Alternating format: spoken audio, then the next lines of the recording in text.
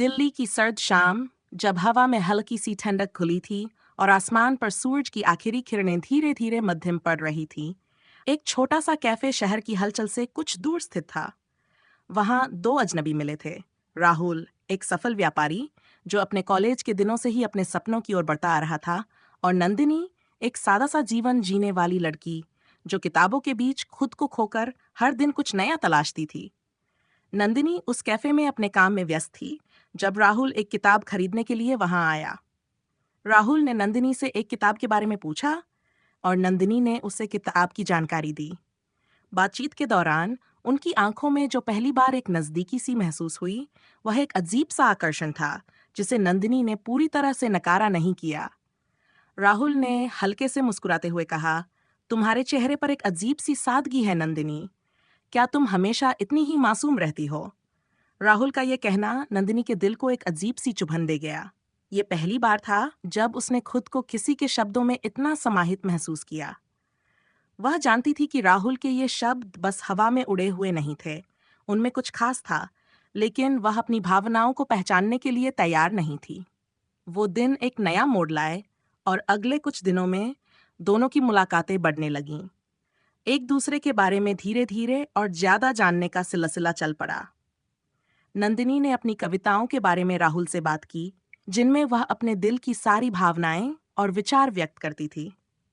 राहुल ने बताया कि वह किताबों के प्रेम में इतना खो जाता था कि वह कभी-कभी दुनिया से अलग ही हो जाता था। इस मुलाकात से एक गहरी दोस्ती का जन्म हुआ, जिसमें दोनों अपने विचारों, सपनों और उम्मीदों को साझा करने लगे। राहुल को महसूस होने लगा कि नंदिनी की सादगी और मासूमियत में कुछ ऐसा था जो उसे अपनी कठोर दुनिया से दूर ले आता था।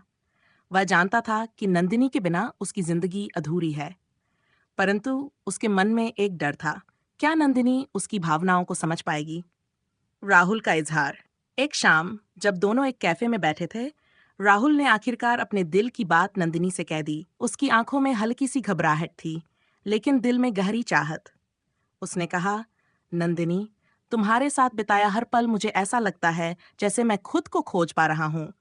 मैं तुम्हें बताना चाहता हूँ कि मैं तुमसे सच्चे दिल से प्यार करता हूँ।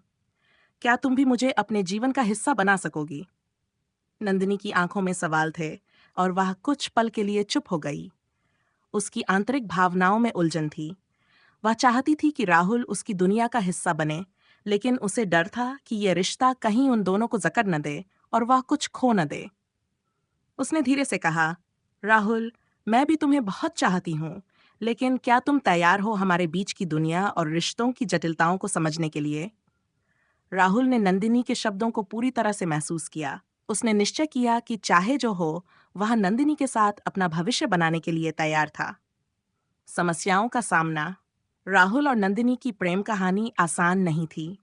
राहुल के परिवार ने उसकी शादी के लिए किसी और लड़की को पसंद किया था, जबकि नंदिनी के परिवार को इस रिश्ते पर संदेह था। नंदिनी की दुनिया और राहुल की दुनिया अलग-अलग थी, और इन दोनों की जिंदगी के रास्ते एक दूसरे से बहुत भिन्न थे। इसके बावजूद दोनों के दिलों में एक सच्ची चाहत और प्यार था, जिसे वे महसूस कर रहे थे। राहुल ने नंदिनी से कहा, मैं तुमसे दूर नहीं जा सकता नंदिनी। तुम मेरी जिंदगी का वो हिस्सा हो जिसे मैं कभी छोड़ नहीं सकता। हमारे बीच कोई भी दीवार नहीं आ सकती।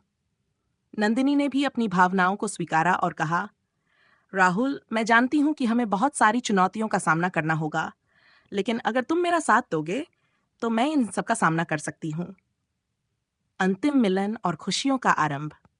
कई संघर्षों के बाद राहुल और नंदिनी ने अपने परिवारों को समझाया और उनका आशीर्वाद लिया।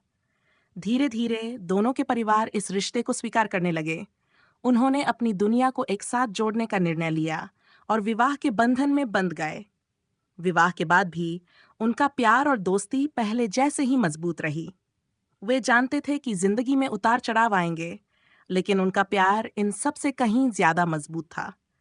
नंदिनी और राहुल का प्यार हर पल को महसूस करता था, और वे एक दूसरे के साथ अपनी जिंदगी का सफर तय कर रहे थे, क्योंकि अब उनका प्यार कभी ना खत्म होने वाली मोहब्बत बन चुका था। कहानी का सार। कभी कभी सच्चे प्यार को पाने के लिए हमें खुद को और अपने रिश्ते को पूरी तरह से स्वीकार करना पड़ता है।